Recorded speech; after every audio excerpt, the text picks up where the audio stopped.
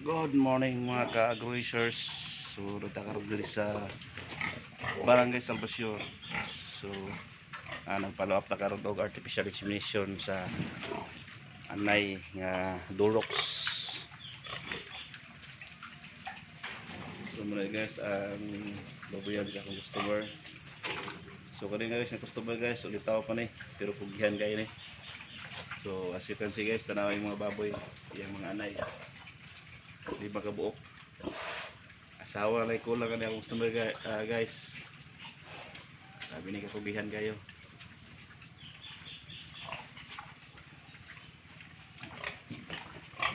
So una yung mga anay.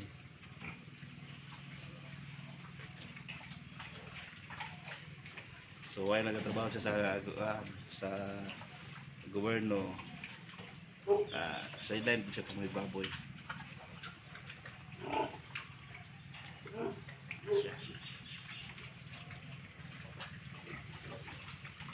So guys, please support my YouTube channel Agro-Racers, like, comment and share my video.